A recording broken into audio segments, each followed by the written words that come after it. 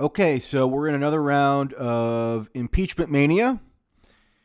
Now, this has ebbed and flowed for the past number of months, and it seemed like the Democrats were on a trajectory where even if some members of the leadership, like Pelosi, were reticent about impeachment, that there was a critical mass seemingly reached where you have well over half of the members of the House supporting impeachment, and you have virtually all the presidential candidates supporting impeachment with the exception of Biden and Tulsi for sort of different reasons. But Elizabeth Warren started her upward trajectory in the polls in April, May, around the time that she started vociferously calling for impeachment, really being among the first, if not the first, to do so stridently.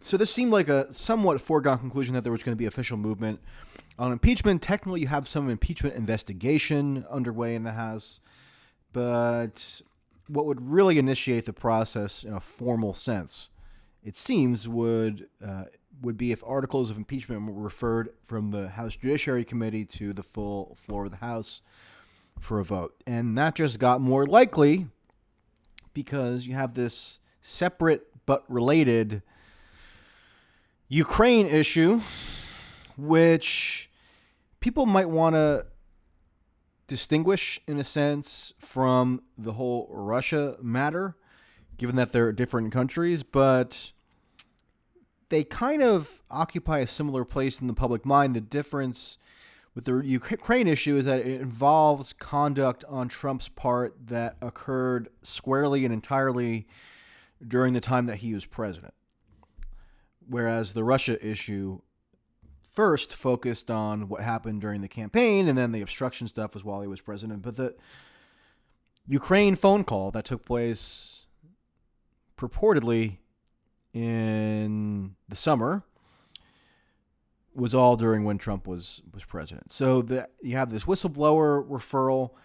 I almost think that whistleblower is a little bit too of a charitable term to ascribe to this individual who anonymously is making an accusation about the content of this phone call, because all the reports indicate, and we're going almost entirely on anonymous reports at this point, which is another reason why your sense of skepticism should be heightened. But the term whistleblower almost intrinsically connotes virtue, and there are many mechanisms by which a whistleblower can be acting virtuously by making a complaint and doing so anonymously, because they could be penalized or harmed as a result of them reporting this alleged official misconduct.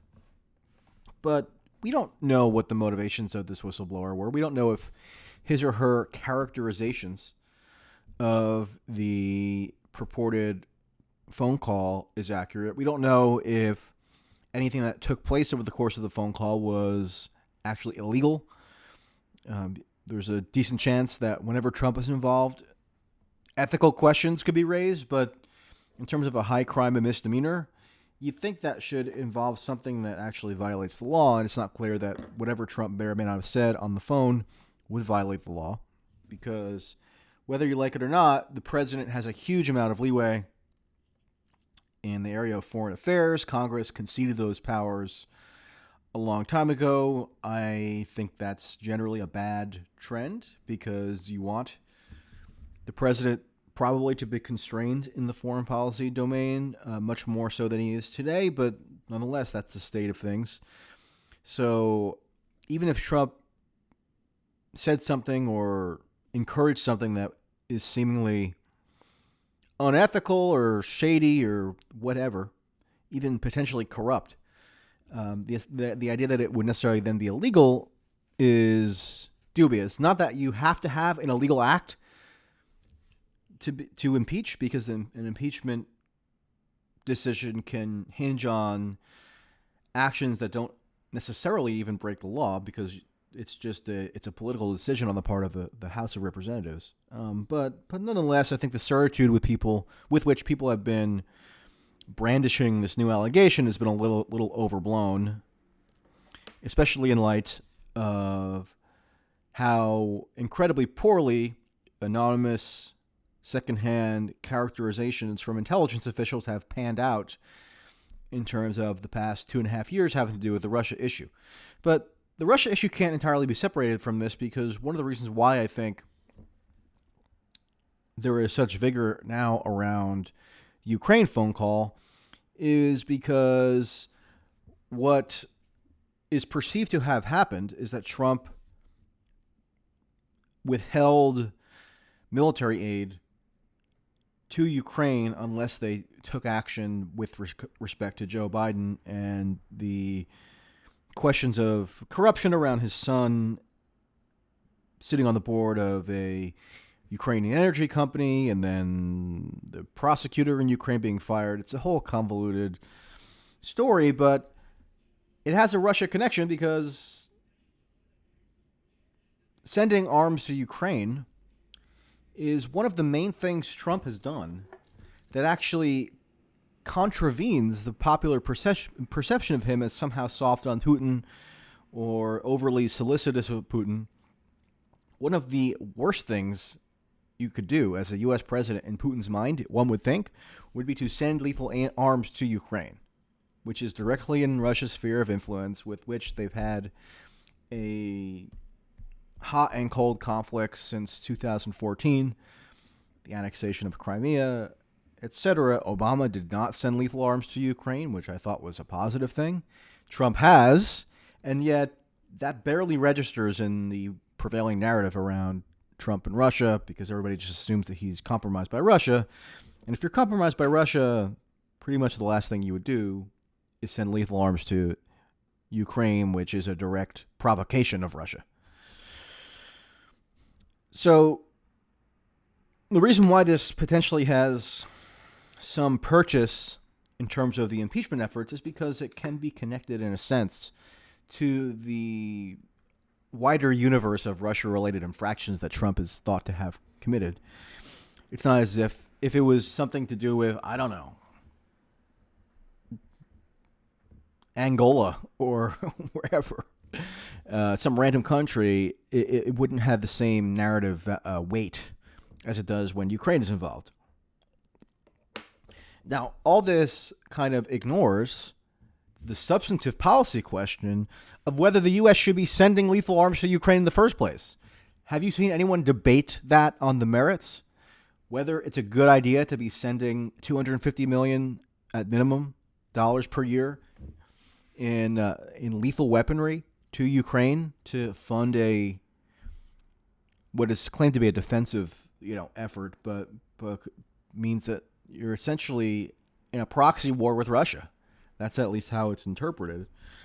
And Russia, you may be aware, is a nuclear armed power, so having proxy wars with them is not the most conducive thing to global stability. But that gets all drowned out in the fervor to scream for the 10 millionth time that Trump should be impeached for X, Y, and Z reason.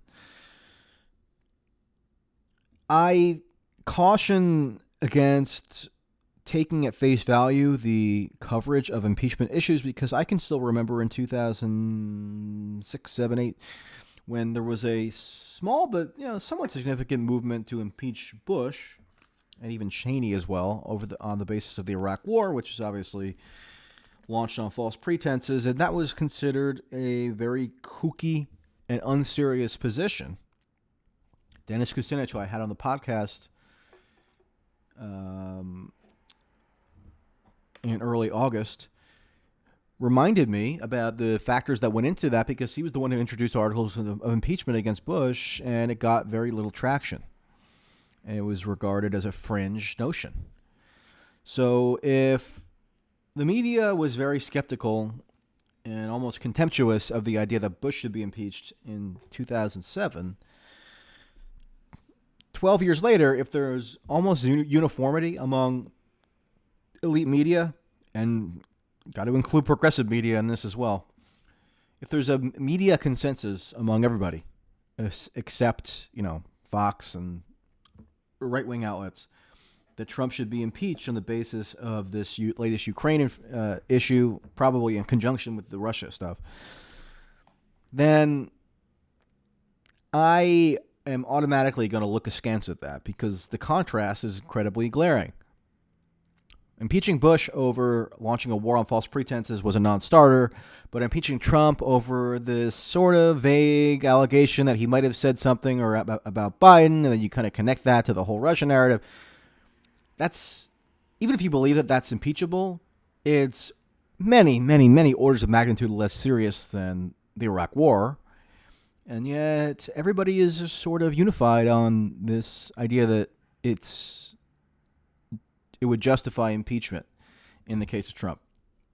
What a lot of these people do is they kind of work backwards from a premise. Their premise is that Trump should be impeached, right? And they have all kinds of reasons. But when that's your operating premise, you then interpret all subsequent details or revelations or news events in accordance with your premise that Trump must be impeached. So anything that happens can add to your argument that impeachment is necessary. And that's sort of what they've done with this Ukraine phone call. I'm not totally discounting that there could have been something untoward in how Trump handled it. That's obviously within his nature. But we don't have a full account of what was actually said. We don't know whether it was legal. We don't know whether it even crossed a significant ethical line necessarily. Maybe it did, maybe it didn't. We just don't know yet. And I think the lesson of the past 2.5 years with respect to Russia mania is that you should probably wait for primary source documentation or verification of wild claims that are made, especially claims that are made anonymously and then filtered through select media channels. And who does this help the most? I would say it helps Biden. I don't think there's a bigger gift you could have given Biden than to have him at the center of this controversy, because it makes it seem as though Trump and Biden are almost the inevitable combatants in the general election next year. It makes it seem as though that Trump is particularly unnerved by Biden, and it just has them squaring off against one another in the public mind and in the news cycle, and that just kind of gives Biden the aura of being the one who's going to be taking on Trump. And on top of that, you get the polarization effect where even Democrats who are skeptical of Biden and have questions about his competence or his policy positions or whatever else are going to polarize around him in defense of the idea that whatever Trump did to him was exceedingly unfair and malicious. So they're going to rally around Biden to some extent, almost out of just an impulse to oppose Trump. So the doubts about Biden could be drowned out by this position he's in where he and Trump are going toe-to-toe. So that's great for Biden. I mean, almost literally, I couldn't imagine a better story for Biden than this. And it seems to track somewhat with his national polling, which is stable. He did go down a little bit in Iowa, although not that much, still within the margin of error. And the latest morning consult poll has him well in the lead still. Look at the early state primary voters poll, so that's an accumulation of Iowa, New Hampshire, South Carolina, Nevada. Biden's at 34%, which is more than Warren and Sanders combined. And in terms of total primary voters, he's at 32%. And that poll has got a gigantic sample size, 17,377. So even if you're a polling skeptic, I would think you got to put some stock in that. Although, there's also probably legitimate criticisms one might raise about it. So the bottom line is, need additional details before you run around screaming for impeachment. I'm not even opposed to impeaching Trump on principle, but it's got to check out. It can't just be based on hype. It can't be based on the pre-existing animus that Democrats and Democrat-allied media obviously harbor for Trump, and so that they want to just contort any old issue to further that ambition of theirs. it's just incredibly premature. But then again, if you expect the media or the opposition to Trump to act with any degree of sensibility or rationality at this point, you are sorely, sorely mistaken. And that's just not the way things have gone, and that's going to continue. So I will talk to you later.